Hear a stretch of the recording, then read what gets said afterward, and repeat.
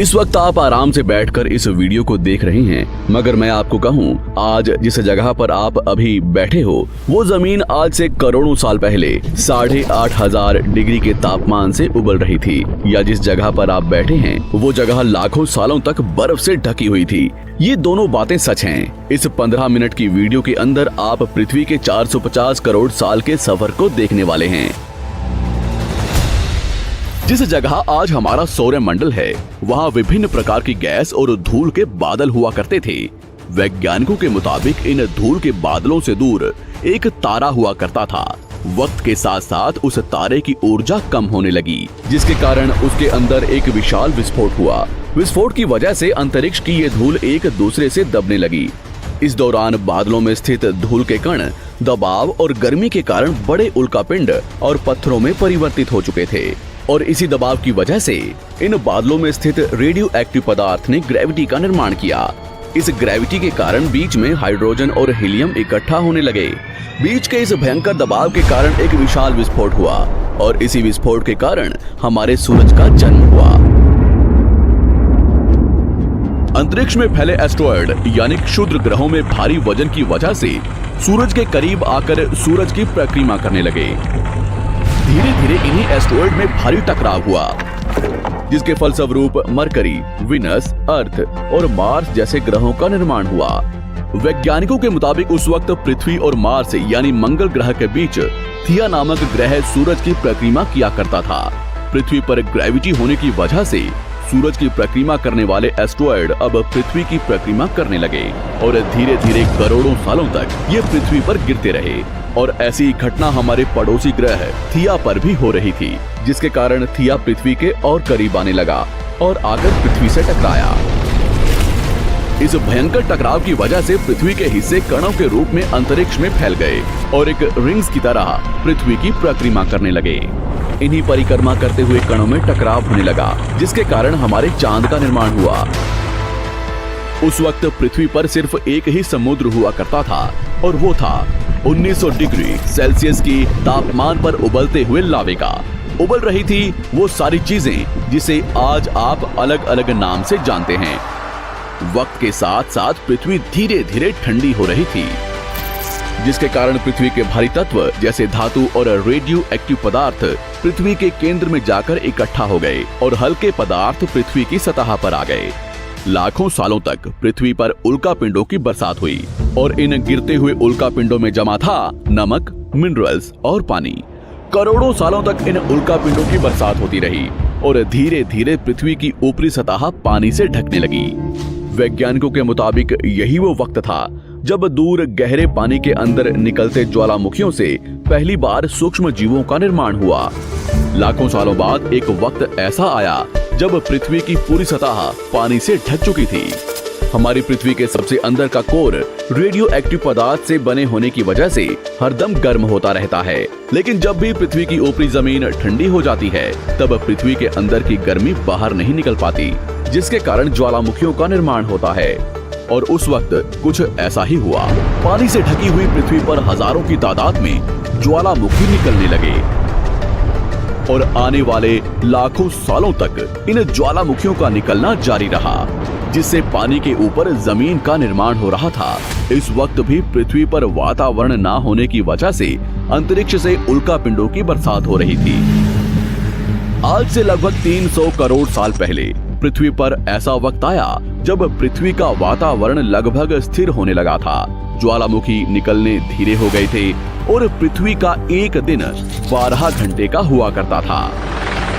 साल बीतते गए, और धीरे धीरे ये सूक्ष्म जीव विकसित होते गए और समूह में रहने लगे।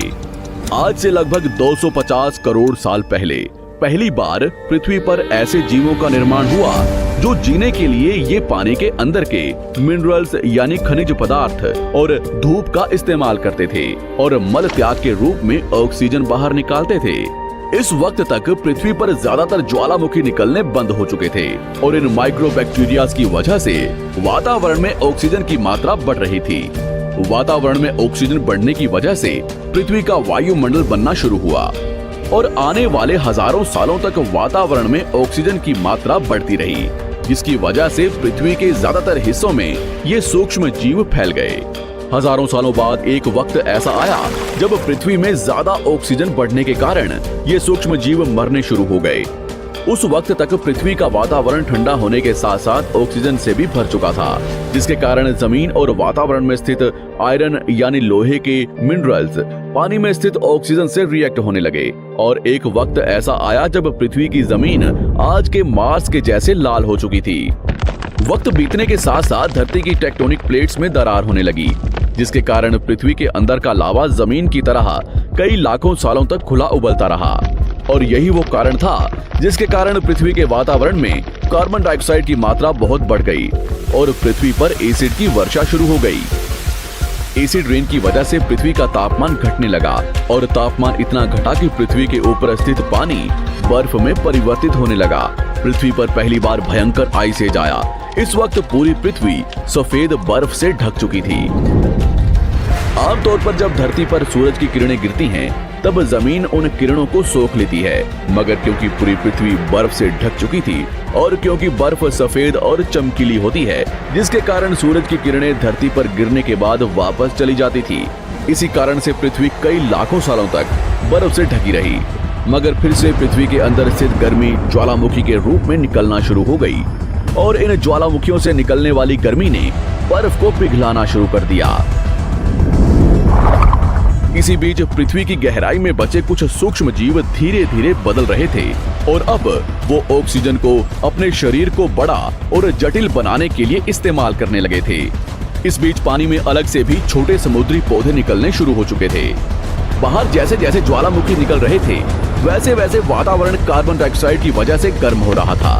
वक्त के साथ साथ बर्फ तो पिघलने लगी, मगर धरती पर फिर से एसिड की वर्षा शुरू हो गई, जिसके कारण फिर पृथ्वी ठंडी होने लगी और फिर पृथ्वी की ज्यादातर सतह बर्फ से ढक गई।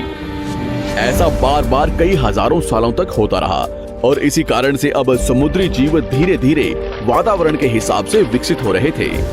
इस बीच कई सारे जीव और समुद्री जंगल्स विलुप्त हो गए, मगर जो बच गए वो धीरे धीरे पृथ्वी के बदलते तापमान के हिसाब से ढलते गए और अब हजारों सालों बाद समुद्री पेड़ बर्फ की वजह से पूरी तरह से मरते या सूखते नहीं थे। अब सूक्ष्म जीव समुद्री जीव बन चुके थे। जब फिर से ज्वालामुखियों ने पृथ्वी की बर्फ को पिघलाना शुरू किया, तब ये समुद्री पेड़ जल्दी विकसित होकर फैल गए।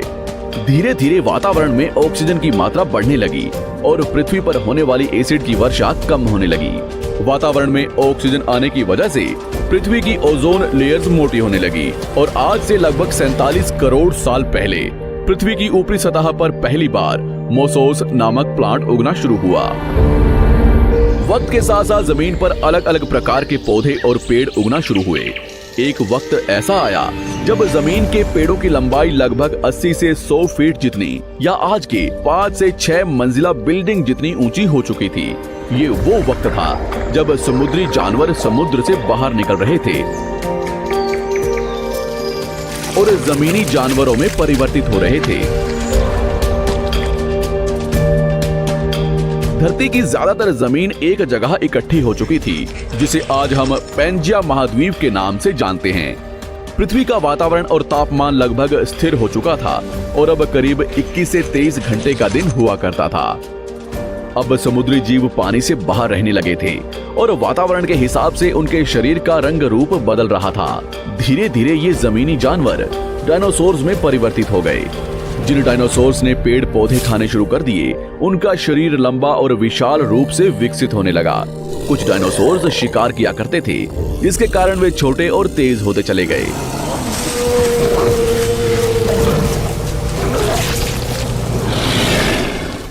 पृथ्वी की ऊपरी जमीन एक जगह इकट्ठी होने के कारण ज्यादातर जमीन रेगिस्तान और बंजर हो चुकी थी।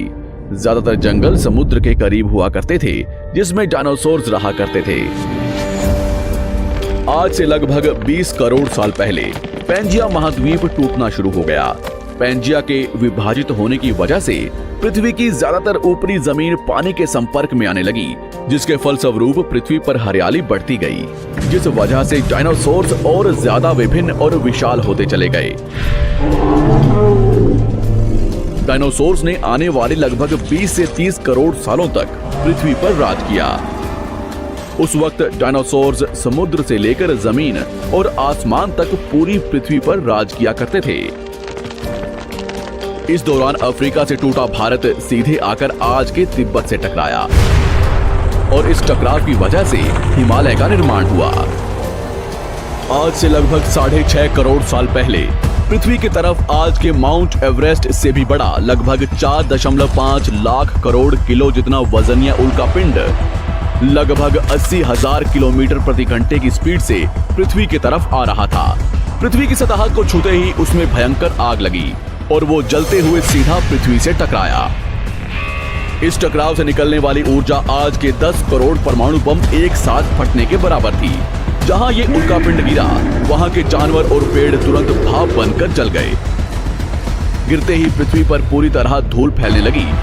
समुद्र में भयंकर बाढ़ आने लगी। भूकंप और आग ने पृथ्वी को जलाना शुरू कर दिया। कुछ ही घंटों में पूरी पृथ्वी के वातावरण में हानिकारक गैस और धूल की वजह से पृथ्वी नर्क हो चुकी थी।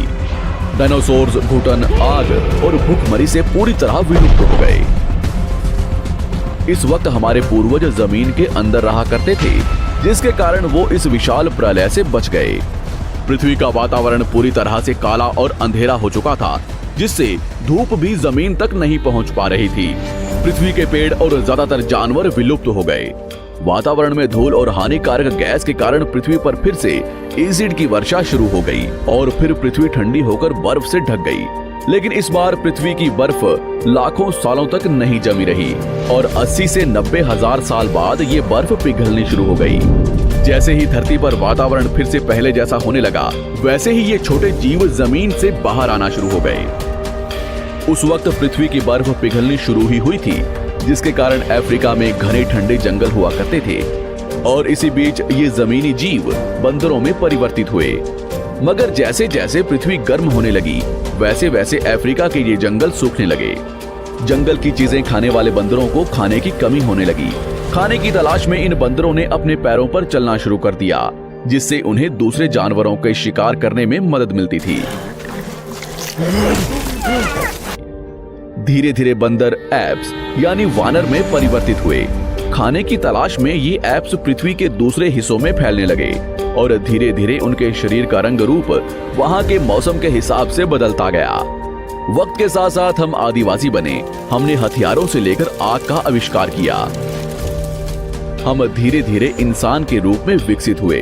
हमने धर्म से लेकर परिवार, भाषा और संस्कृति का निर्माण किया और वक्त के साथ साथ हम विकसित होते चले गए और आज हम इस पृथ्वी की सबसे विकसित प्रजाति बन चुके हैं। पृथ्वी को आज के जैसे बनने में लगभग 450 करोड़ साल का वक्त लगा है और हमें एक छोटे जमीन में रहने वाले जानवर से इंसान बनने में कई लाखों सालों का। मगर हमने इन 100 सालों में जितना पृथ्वी को गंदा और तबाह किया है, उतना आज तक किसी भी प्रजाति ने नहीं किया होगा। हम फिर से धरती को गर्म कर रहे हैं और कार्बन डाइऑक्साइड की मात्रा बढ़ा रहे हैं। वैज्ञानिकों का मानना है कि पृथ्वी पर फिर से विशाल परिवर्तन होने वाला है। भविष्य में पृथ्वी कैसी होगी, जानेंगे हमारी अगली वीडियो में।